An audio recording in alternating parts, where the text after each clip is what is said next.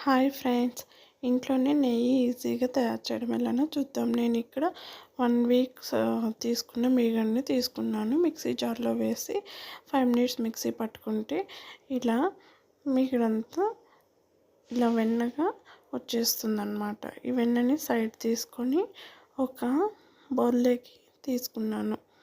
ఇలా తీసుకున్న వెన్నని స్టవ్ పై పెట్టుకొని సిమ్లో పెట్టి హీట్ చేసుకుంటూ స్పూన్తో కలబెడతా ఉంటే నెయ్యి అనేది రెడీ అవుతుంది.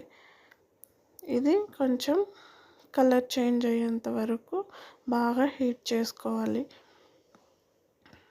ఇలా కలర్ చేంజ్ అయిన తర్వాత నేను కొద్దిగా కరివేపాకు 2 లవంగాలు వేసుకొని ఇలా వడగొట్టుకుంటున్నాను. అవి వేసుకోవడం వల్ల స్మెల్ అనేది బాగా వస్తుంది. అంతే, ఎంతో ఈజీగా ఇంట్లోనే మనం నెయ్యి అనేది తయారు చేసుకోవచ్చు.